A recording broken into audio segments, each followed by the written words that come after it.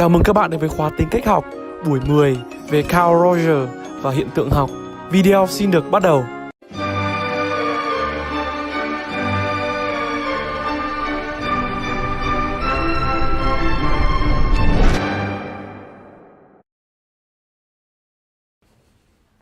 All right. So we're going to leap out of the psychoanalytic domain now and start talking about a form of approach to personality and its transformations that's predicated on a set of different philosophical assumptions. And it's a bit tricky to navigate this because it requires the adoption of a different frame of mind. And of course, that's the case with all the theorists that we're going to be discussing.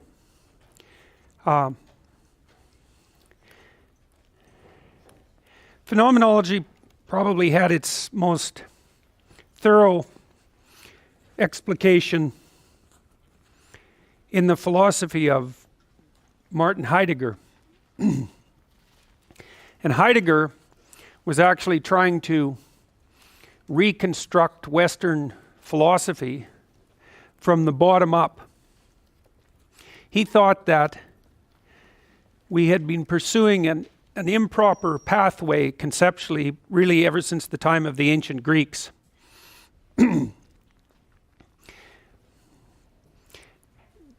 Back around the turn of the century, the previous century, from the 19th to the 20th century, a new form of geometry was invented.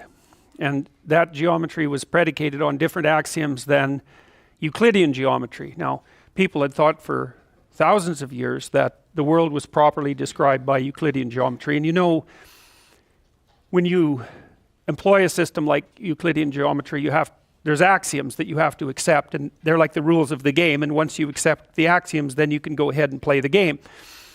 But there were other forms of geometry invented, and in the later part of the 19th century, and it turned out that those forms with different axioms actually described the world better than the Euclidean forms, sort of like the transformation from Newton to Einstein. This was the transformation from Euclid to, say, I think I've got his name right, Riemann, R-I-E-M-A-N-N, who developed a new form of geometry, and it turned out to be just the geometry that Einstein needed when he was putting his theories forward. And the reason I'm telling you that is because you can think of systems that have different axioms as different tools. Same idea that Piaget was trying to express when he talked about how children's cognitive representations underwent stage transformations so that they were starting to apply new principles, not only a new way of looking at the world, but they were fundamentally retooling their presumptions about how the world operated. And Heidegger tried to do the same thing with philosophy. And it's tricky to figure out exactly what he was talking about, but I'll give it a shot, and then we can move forward with Rogers. So, since the dawn of the scientific world, and likely before that, we have tended to believe that we are subjects in a world of objects. And that's obviously a very useful way to view the world, and you can tell that because formalizing that in the form of science has enabled us to extend control over the world in ways that we were not able to before. To formulate the idea of an objective truth has been an extraordinarily useful maneuver. And so the idea roughly is that everyone's perceptions can be contaminated by their own biases and their own fantasies, the subjective biases and fantasies, and you can overcome that by stringently specifying the conditions under which an observation takes place. So that would be an experimental method. Having multiple people view the consequences separately, have them detail out what the consequences are, and then look for commonalities across them. And you think, well, the commonalities across the set of observations constitute a description of the objective world. And that's been insanely powerful, crazily powerful. I mean, that's not all there is to the scientific method, but it's a big part of it. Now, there's an emergent problem with that, perhaps. It's complicated, but one of the emergent problems with that is maybe a consequence of stripping the subjectivity out of the world. So what science does is consider anything subjective a form of bias or error in the observation, and then get rid of it. And so what you're left with when you formulate the scientific world is a world that's stripped of subjectivity. Now the problem with that is that you're a subject, and so when you strip the world of its subjectivity, that sort of leaves you isolated, like an isolated being with no necessary connection to objective reality in the midst of a set of impersonal facts.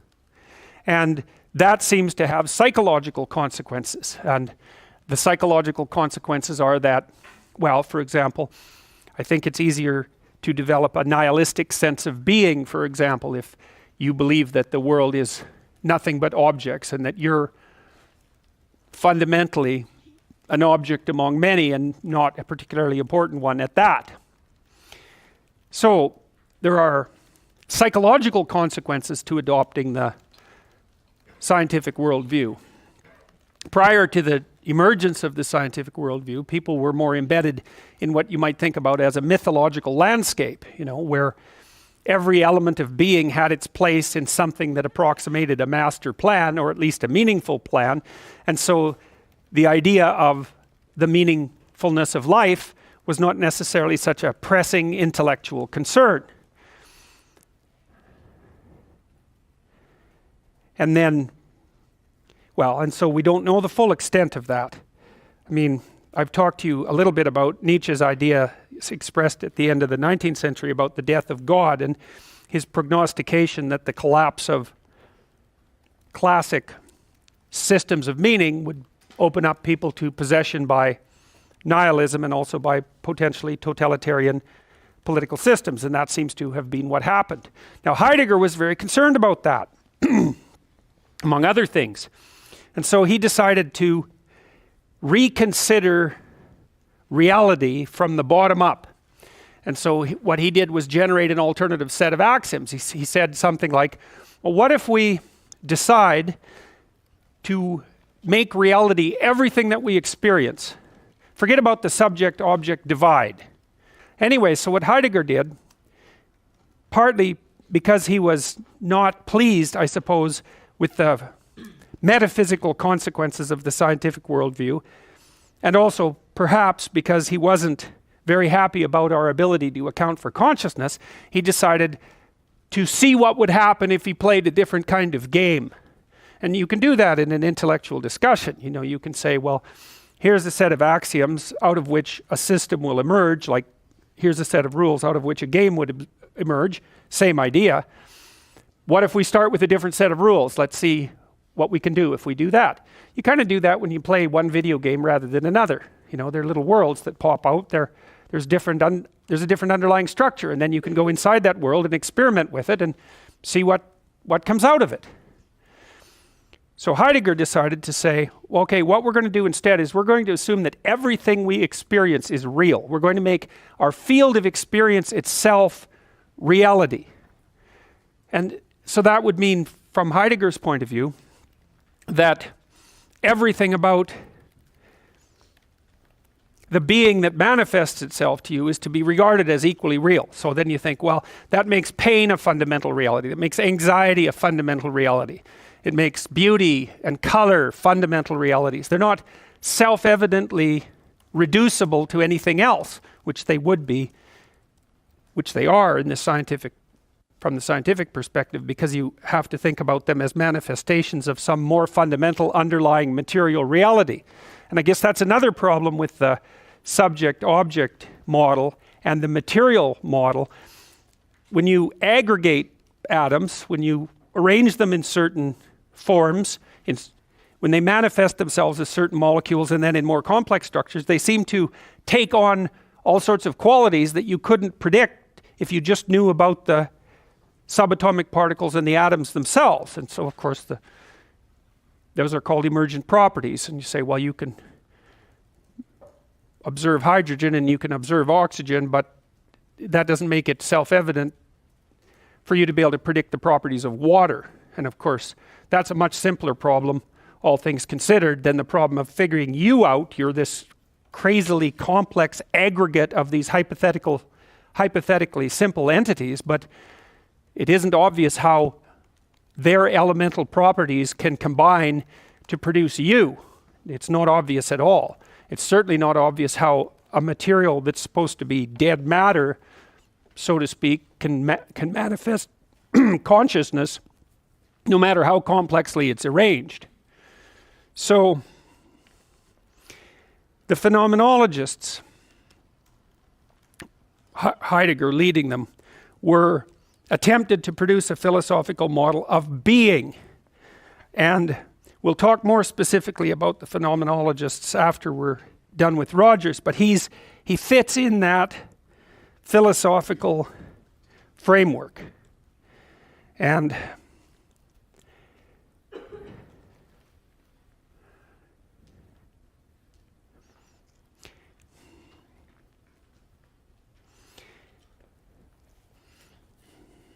one of the things that I've thought, this is a bit of a tangent, but I'll move back to the model afterwards. See, I really like the psychoanalysts, and I like the idea that you have a psyche that's inside of you and that is structured in partly consciously and in part unconsciously. There's something about that that's really cool, and I've learned a lot from the psychoanalysts. But, you know, there is a funny consequence of thinking the way they think, and you do think the way they think, even if you don't know it. Like, we tend to think that a lot of us is inside our head. You know, that's the psyche model, basically. But the more I've practiced as a clinical psychologist, the less I've actually been convinced that that's true. So I could say, well, let's say I want to know about your personality. We think, well, I want to know you. I want to know about your subjectivity. I want to know what's inside of you. But that isn't actually what you do want to know if you're doing clinical work, say, with someone. You want to know, do they have any friends? That's really important, because if you're miserable and anxious and badly placed in life and misbehaving, one of the reasons that all of that can occur is because you don't have any friends, you don't know anyone. And that's not something that's inside you. It's you localized in a broader sphere. And then you might say, well, do you have a job? And, well, let's talk about the job. Do you actually make enough money with your job? Is it satisfying for you in any way? Are you bullied all the time when you're at work? Does it provoke anxiety? Is it a career that allows you to go somewhere? Are you overworked? Well, but let's start with just the first question. Do you have a job? Well, if the answer to that is no, you have a serious problem, and that would enough might be to depress you and make you anxious and hopeless and nihilistic and all of those things. And you could say, well, you're not reacting very well to not having a job, but that's kind of a foolish objection, even though some of it might be true. One problem is that you're not reacting very well to not having a job, but another problem is that you don't have a job, and that actually constitutes a problem, right? You don't get to eat, you don't have a place to live. Those aren't psychological problems precisely, even though a psychological problem could make it worse. Well, are you as educated as you should be? That's another question. How do you handle drugs and alcohol? Are they taking you down a bad pathway? You know, what about intimate relationships? Do you have one? Do you have a plan for one? Or is that a never-ending series of catastrophes or something that you avoid completely? That's a big problem. And maybe people aren't attracted to you for one reason or another. And you could think about that as a psychological problem, but it's an interpersonal problem. And the degree to which that's a psychological problem is certainly unspecified when you first begin to talk to somebody. What about your family? Do you have a family? Because it's hard to be in the world all by yourself, that's for sure. It makes things a lot more stressful, even though having a family can also be extraordinarily stressful. You know, do you have plans to have children? How are you doing with your parents? Do you get along with your siblings? You know, all of that, to me is more fundamental, and it's outside of you. Those are elements of your experience, more broadly conceptualized, more than they are objects of your psychology or of your internal experience. You know, it's sort of like, well, a person is a creature that exists at multiple levels of analysis, right? Something might go wrong with you at a cellular level. So maybe you're born with a genetic abnormality. So something's wrong with you molecularly, or you have something wrong with a major organ, Or maybe there's something wrong with you psychologically. Or maybe you're in a pathological family. Or maybe you're stuck in a pathological social system. And figuring out why you're suffering means going up and down those different levels, trying to specify the appropriate level for analysis and also the appropriate level for intervention. And for me, as I've said, even though I'm a great admirer of the psychoanalysts, and I do things like dream analysis, which I really find incredibly useful and enlightening, the fundamental level of analysis is, well, what's your experience structured like exactly? And that isn't localized in you. Now, the behaviorists do that too, because it's one of the things I really like about the behavioral approach to psychotherapy. It's very, very concrete and practical. It's like they'll say, well, there's certain things that you need to have in order to live properly, and maybe you don't have the skills or the wherewithal to accumulate them, and we'll break them down into tiny little pieces and you'll practice. So for example, with someone who doesn't have any friends, then you do a microanalysis of their social skills, say, and maybe an analysis of the kinds of anxiety that are stopping them from going out and meeting people, and then you address those things practically one by one. You try to get the person to have some friends, you try to figure out how they can establish an intimate relationship, you see if you can help them sort out their family, you do what you can about their employment, and a lot of that's only tangentially related to, really in some sense, to the structure of their psyche. But one of the things you'll see if you work as a clinician or as a counselor is that most of the time people come and see you because they have problems, not because they have psychological problems.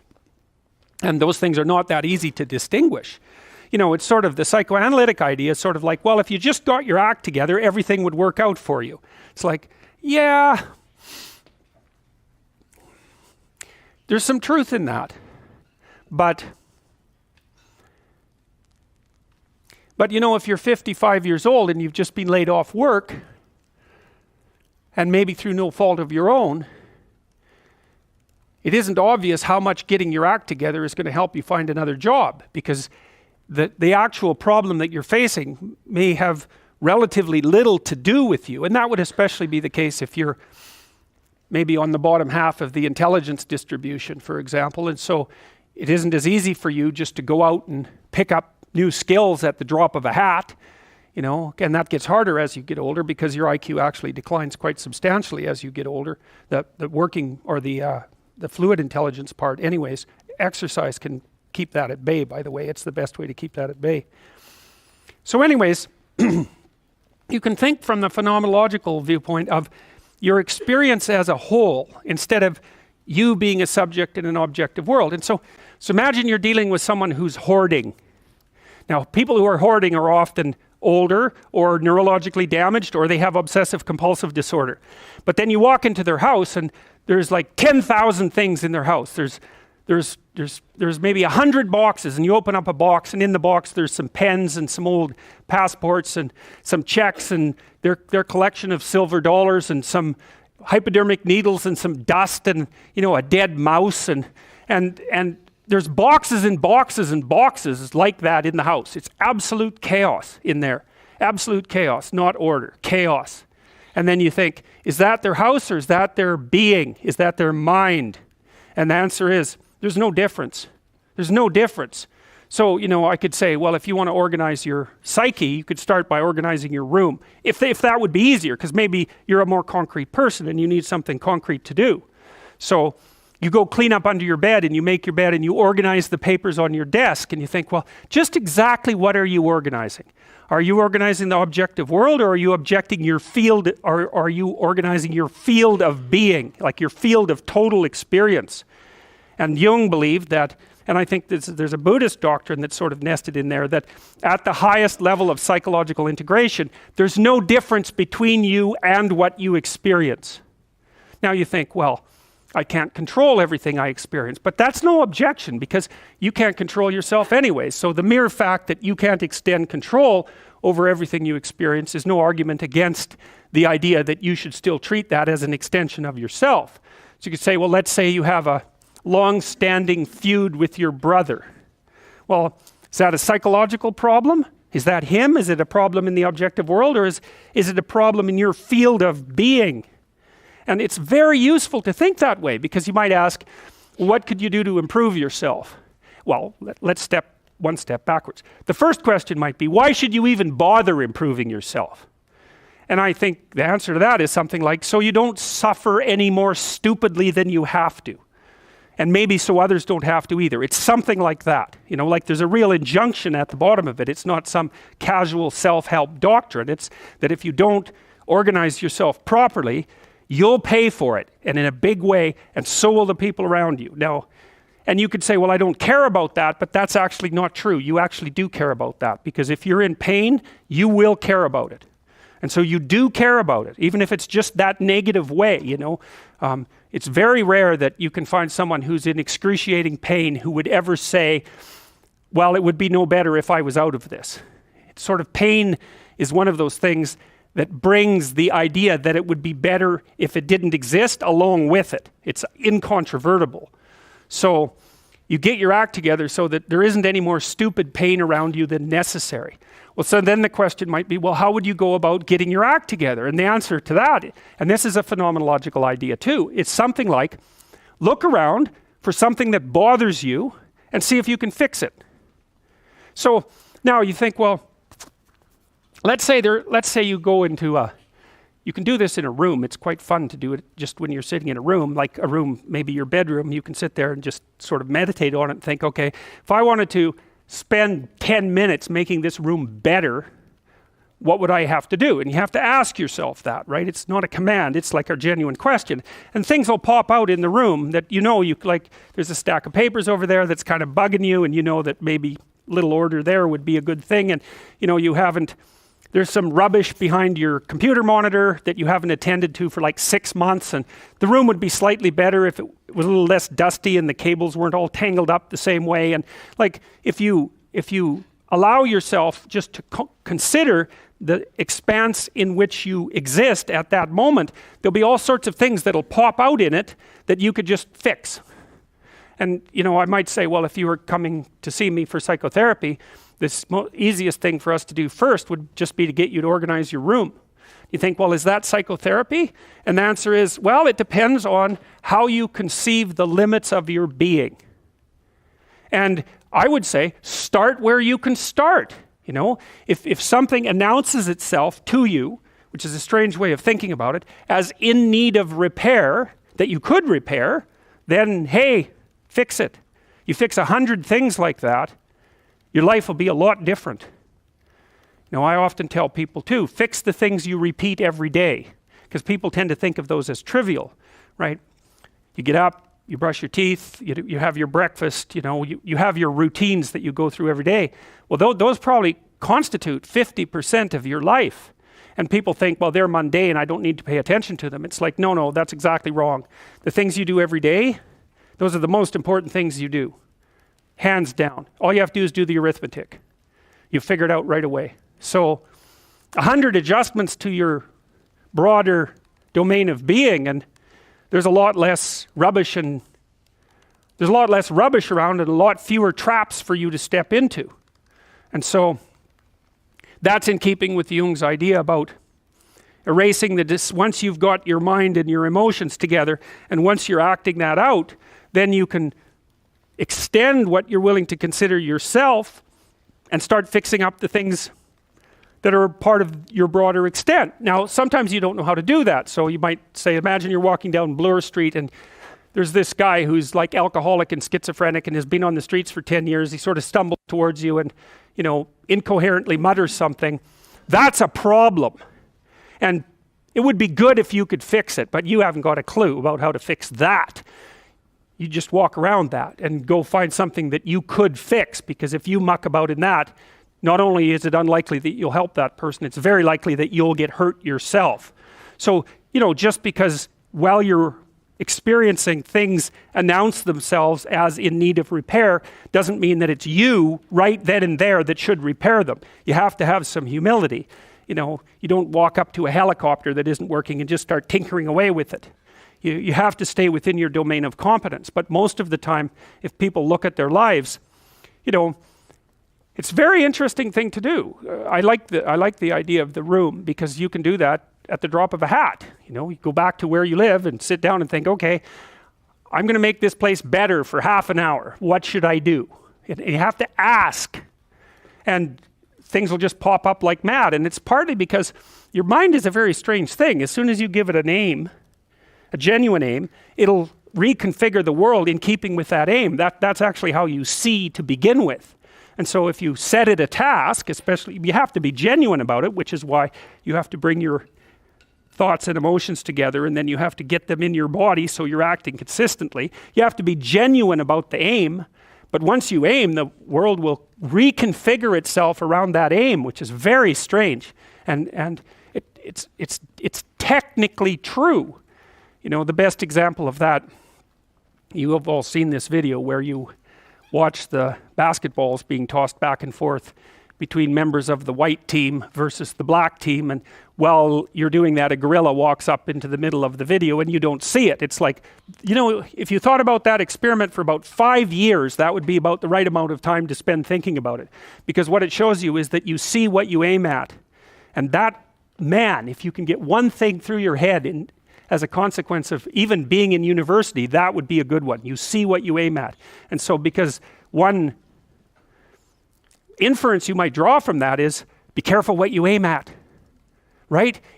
What you aim at determines the way the world manifests itself to you.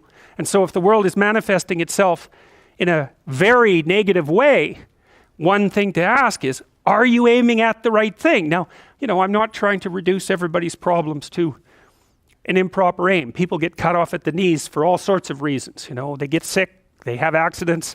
There's a random element to being, that's for sure. And so you don't want to take anything, even that particular phrase, too far. You want to bind it with the fact that random things do happen to people, but it's still a great thing to ask. Okay, so Rogers was a phenomenologist, and he was interested in, he didn't start his philosophy from the perspective of subject versus object, or from the idea of psyche, like sort of inside you, your mind with its layers. That's not how he looked at it. And so let's go through, well, I'll introduce you to Rogers. I think and then we'll talk about it more next time. I'm going to start, though, with something that I learned from him that I think was of crucial importance. And so we'll set the stage for the further discussion with this. And I'm going to read it to you. Assuming a minimal mutual willingness to be in contact and to receive communications, we may say that the greater the communicated congruence of experience, awareness, and behavior on the part of one individual, the more the ensuing relationship will involve a tendency towards reciprocal communication with the same qualities, mutually accurate understanding of the communications, improved psychological adjustment and functioning in both parties, and mutual satisfaction in the relationship. It's quite a mouthful. What does it mean? Assuming a minimal mutual willingness to be in contact and to receive communications. Okay, we're having a conversation. I'm deciding I'm going to listen to you, right? That's different than how people generally communicate, because usually when they communicate, they're doing something like, okay, we're going to have a conversation and I'm going to tell you why I'm right and I'll win if you agree. Or maybe you're having a conversation where, I don't know what you're trying to do. Maybe you're trying to impress the person you're talking to. So you're not listening to them at all. You're just thinking about what you're going to say next. Okay, so that's not this. This is, you might have something to tell me. And so I'm going to listen on the off chance that you'll tell me something that would really be useful for me to know. And so you could think about it as an extension of the Piagetian, you know, Piaget talked about the fundamentally important element of knowledge being to describe how knowledge is sought, the process by which knowledge is generated. Well, if you agree with me and I find that out, I know nothing more than I knew before. I just know what I knew before. And maybe I'm happy about that because, you know, it didn't get challenged. But I'm no smarter than I was before. But maybe you're different than me, and so while I'm listening to you, you'll tell me something I don't like. Maybe it's something I find contemptible or difficult, whatever. Maybe you'll tell me something I don't know, and then I won't be quite as stupid. And then maybe I won't run painfully into quite as many things. And that's a really useful thing to know, especially if you live with someone and you're trying to make long-term peace with them, is they're not the same as you. And their way they look at the world and the facts that they pull out of the world aren't the same as your facts. And even though you're going to be overwhelmed with the proclivity to demonstrate that you're right, it is the case that two brains are better than one. And so maybe 9 of the 10 things they tell you are dispensable, or maybe even 49 out of 50, but one thing, all you need to get out of the damn conversation is one thing you don't know. And one of the things that's very cool about a good psychotherapeutic session is that the whole conversation is like that. All you're doing is trying to express the truth of the situation as clearly as possible. That's it. And so now Roger's proposition, and I'll tell you why he derived it, was that if you have a conversation like that with someone, it will make both of you better. It'll make both of you psychologically healthier. So there's an implicit presupposition that the exchange of truth is curative. Well, that's a very cool idea. I mean, it's a very deep idea. I think it's the most profound idea. It's the idea upon which Western civilization, although not only Western civilization, is actually predicated. The idea that truth produces health. But for Rogers, that was the entire purpose of the Psychotherapeutic Alliance. You come to see me because you want to be better.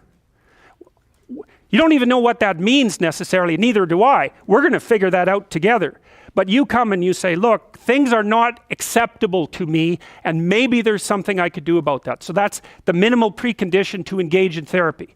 Something's wrong, you're willing to talk about it truthfully, and you want it to be better. Without that, the therapeutic relationship does not get off the ground. And so then you might ask, well, what relationships are therapeutic? And the answer to that would be, if you have a real relationship, it's therapeutic. If it isn't, what you have is not a relationship. God only knows what you have. You're a slave, they're a tyrant, you know, you're both butting heads with one another. It's a primate dominance hierarchy dispute.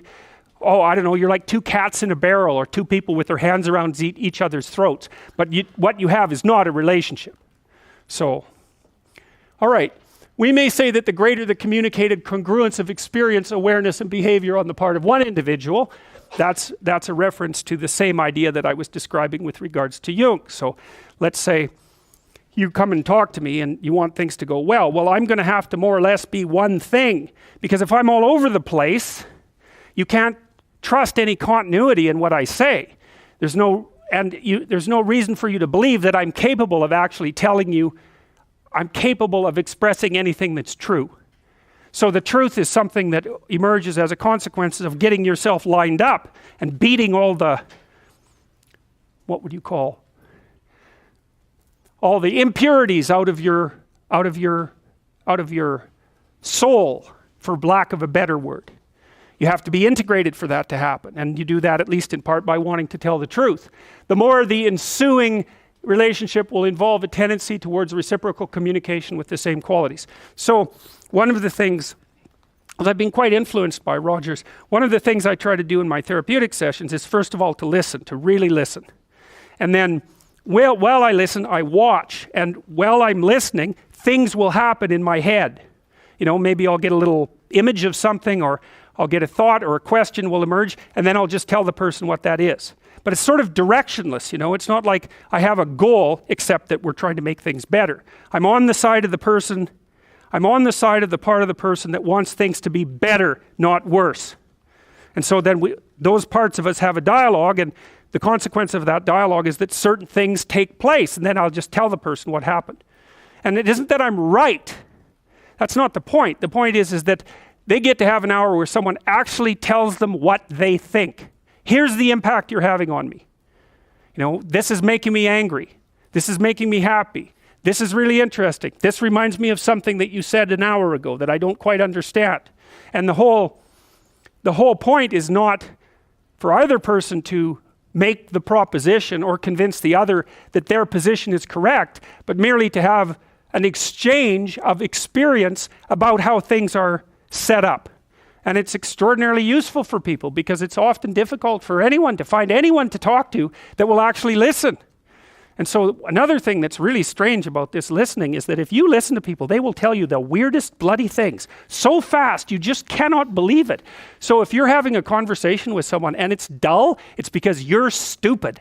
That's why. You're not listening to them properly because they're weird. They're like wombats or albatrosses or rhinoceroses or something. Like, they're strange creatures. And so if you were actually communicating with them and they were telling you how weird they really are, it would be anything but boring.